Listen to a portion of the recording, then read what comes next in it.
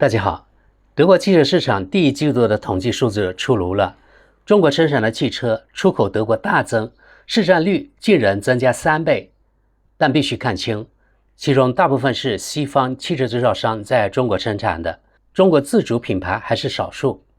另外，来自中国的最新消息，今年前4个月，中国汽车出口已经超越德国及日本，达到137万辆，成为世界第一。这是里程碑式的事情，其中电动汽车出口近35万辆，增加了 1.7 倍。想不到吧，这么快就超过了德国、日本这种传统汽车大国。德国媒体对中国电动车在德国市场的表现也做了报道，我们现在就来看看《明镜周刊》的报道。市场份额扩大了3倍，从中国进口的电动汽车强劲增长，越来越多的汽车从中国运往德国。生产成本低得诱人，没有保护性关税，在中国国内，中国品牌已经主导了电动汽车市场。配图说明，在中国港口准备出口的汽车，第一季度从中国运往德国的电动汽车市场的份额增加了3倍多。联邦统计局周五报告说，从1月到3月，所有从国外进口的电动汽车中有 28.2% 来自中国。去年同一季度，该市场份额为 7.8%。 例如，中国电动汽车制造商蔚来汽车最近宣布，他打算在欧洲从德国竞争对手大众汽车手中夺取市场份额。德国统计部门强调说，许多日常用品以及用于能源转型的商品，现在大部分都来自中国。例如，在第一季度，德国进口的 86% 的笔记本电脑，约 70% 的智能手机和电话，以及近 40% 的锂离子电池，按其价值计算来自中国。不仅在终端产品领域，而且在原材料方面，中国是德国最重要的贸易伙伴。统计部门说，来自中国的稀土金属进口量特别大，例如许多电动汽车的制造都需要这些金属，其依赖性超过 90%。 来自远东的竞争，生产成本更低廉，没有保护性关税。第一季度，中国仍然是德国最重要的贸易伙伴，也是世界上最大的乘用车市场。到目前为止，这对德国制造商来说是有利的，他们也在更有利的条件下在那里生产。但现在形势紧张了。根据德国汽车工业协会 VDA 的数据，德国人去年在中国仍售出440万辆汽车，相当于 19.1% 的市场份额。然而，在快速增长的电动汽车中，德国汽车的市场份额只有 5%。然而，在中国最畅销的10款电动汽车中，没有一款德国车型。特斯拉是唯一进入该排名的外国制造商。除此之外，该排名被来自深圳的中国汽车制造商比亚迪所主导。许多来自中国的电动汽车是欧洲品牌的款式。然而，中国汽车制造商正在越来越多地以低价车型打入欧洲市场。据咨询公司普华永道称，从2025年起，欧洲汽车的进口量就会超过出口量。根据普华永道的数据，欧洲汽车制造商在2021年从中国向欧洲出口了仅 3.5 万辆电动汽车，去年他们出口了约 6.6 万辆。普华永道估计，在未来3年内，近80万辆来自中国生产的汽车可能在欧洲销售，其中约33万辆来自欧洲汽车制造商的中国工厂。这主要是由于生产成本较低，而且没有保护性关税。据一家领先的汽车供应商称，中国制造商在小型电动汽车方面具有1万欧元的成本优势。零部件供应商 Forvia 的负责人帕特里克·科勒在年初就说过，其原因是中国的研发成本较低，生产中使用的资本较少，而且劳动力成本也低于欧洲水平。根据分析公司 Yatto Dynamics 的数据，自2015年以来，欧洲电动汽车的平均价格上升了近7000欧元，达到55821欧元。而在美国，电动车的价格在同一时期增加了约1万欧元，达到63864欧元。另一方面，在中国，价格从66819欧元断崖式下跌到31829欧元，现在已经低于具有可比性的汽油车的价格。刚才我们看了德语的报道，那么现在我们看看德语读者的评论，从关注度多寡来翻译啊。第一位，只要德国汽车公司专注于高端市场，我就会为每辆价格减半的中国中小型汽车感到高兴。残酷的事实让人扎心啊！下一位，面对来自中国的廉价汽车，德国、欧盟没有任何机会。从2025年起，情况会像底特律那样恶化。唯一能做的是细分市场，并专注于成为质量领先者和高端制造商。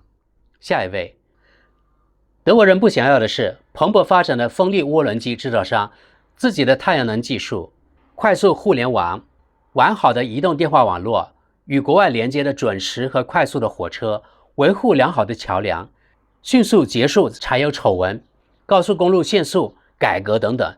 结果就是出走。我们真正不想要的是进步。下一位，我的下一辆车也将是一辆来自中国的电动汽车。又买一辆同级别的德国车的钱，我可以买到从中国进口的一辆汽车、一个热泵和为房子更换新的窗户。下一位，你想想看，可能是什么原因造成的？那么你就买吧，很快你就会为中国人打工，当然是按照他们的条件，好自为之吧。下一位，中国的汽车工业根本就是睡过了头，没有开发出价格适中的小型电动汽车，相反，它押宝 SUV、大型轿车和商务车、混动车以及燃油车。现在报应来了。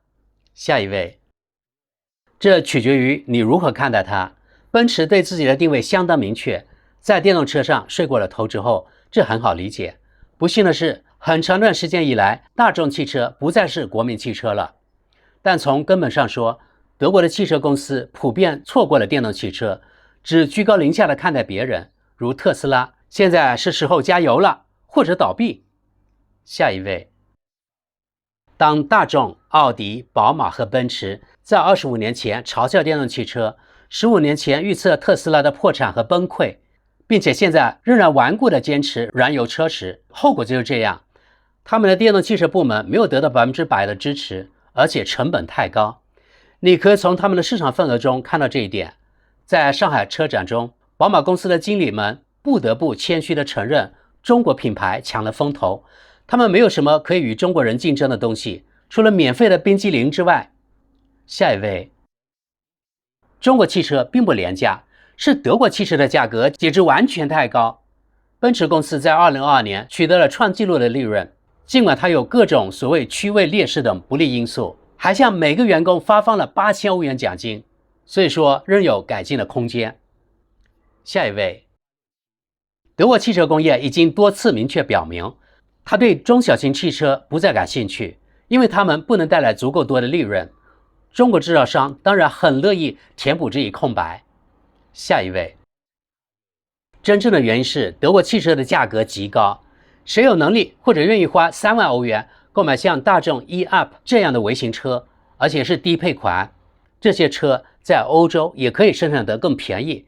我在汽车行业工作了很长时间，对于大手大脚的烧钱总是感到震惊。这种商业模式能够存活很长时间，因为德国制造商被认为是创新的，但现在生产汽车已经变得很容易了。下一位，德国对中国汽车没有保护性关税，当然不是理由。为什么要有保护性关税？德国汽车制造商在中国销售的车辆仍然比中国汽车制造商在德国销售的车辆多得多。德国汽车制造商只是错过了时机，中国制造商确保了原材料和生产能力。一些中国汽车制造商的生产深度几乎达到100%，但德国制造商一直在大肆分红，从国家领取慷慨的补贴，用伪造的废气排放和能耗数据欺骗客户，并在欧盟层面破坏气候和保护环境，以便他们仍然可以合法的销售他们功率过大、污染空气的燃油汽车。涉及柴油车的大规模排放欺诈主要以德国为主，虽然不完全是德国，德国的高速公路仍然不限速。中国现在制造价格低廉的电动车，在德国的市场上几乎没有。中国已经为其电动战略准备了很长时间，这对德国制造商来说也不是什么秘密。然而梅赛德斯奔驰未来只想为豪华汽车市场服务，这在富裕国家可能行得通，但在其他地方，人们主要驾驶汽车从夹地到移地，中国人将赢得这场竞争，而像 Stellantis 这样与中国密切合作的制造商也会随之而来。然而，这篇文章多次提到缺乏保护性关税，为我们指明了方向。在国家的支持下，德国的笨拙的汽车产业已经错过了创新，现在要用关税来保护它，就像20世纪80年代的美国汽车制造商一样，他们的吃油机器在日本人面前显得很老旧。下一位，德国的工业被大规模搞砸了，所以呼吁征收关税，因为他们无法竞争。我们只希望中国不要想出对我们急需的原材料和产品征收大量出口关税的主意，这一点是互相的。下一位，中国不需要这样做。如果欧洲人为的使电动车更贵，那么我们是在割自己的肉，而中国在增加领先优势。下一位，真的与价格有关吗？不，中国的电动汽车只是更好，他们在10年内就建立了电池技术，而我们却还在大谈特谈电子燃料。下一位，我们正经历着德国工业快速解体的过程，现在汽车工业解体开始了。我们真是太贵了，劳动力成本、能源、效率低下、过多官僚主义、缺乏数字化。几十年来，我们能够用德国制造的质量印章来弥补这一点。现在其他国家，比如说中国，已经从他们的错误中吸取了教训，也能生产出优质产品。下一位，不，这里指的是延迟生产的升级。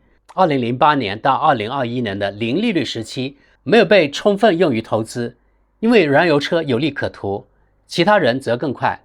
顺便说一下，中国的工厂是用德国的技术建立起来的。下一位，中国人很快将不再需要来自德国的任何技术，因为他们将不依赖别人。下一位，好吧，几十年来，德国燃油车游说团体从国家那里得到了他想要的一切，创新压力根本就没有，这就是现在的结局。下一位，胡说八道，电动汽车不是创新。下一位，电池技术是，而中国电池技术在这方面遥遥领先。下一位，在评价时必须谨慎一点，中国有大量的过剩产能，由于产能利用率低，那里的价格正在跳水，房地产的泡沫比想象的要大得多，中国的内需严重滞后于出口。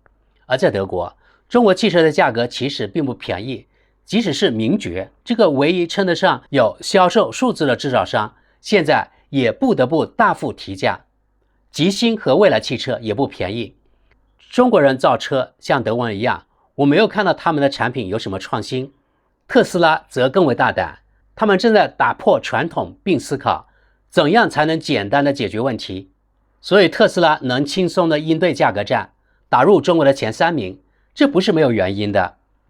下一位，我们将重复在电视、智能手机等方面看到的情况，大众汽车将成为新的诺基亚。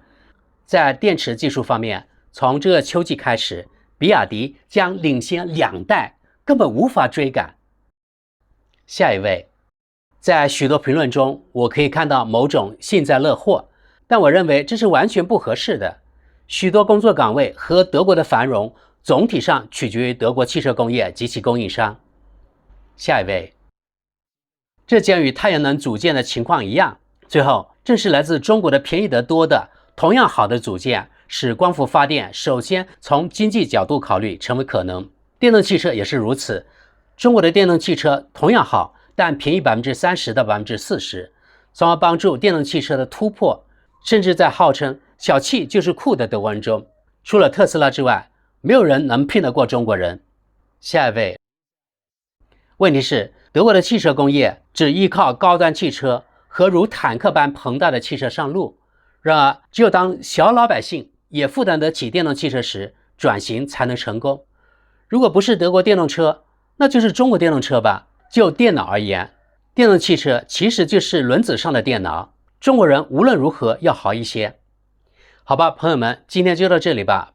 报道中说的是，在中国生产的电动汽车在德国市场的占有率提高了3倍，但中国品牌的电动车还比较少。大部分是西方汽车制造商在中国生产，然后出口到欧洲的。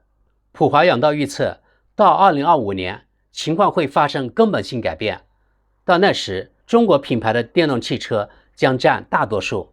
我们可以算一下，还有2年多的时间，那我们拭目以待吧。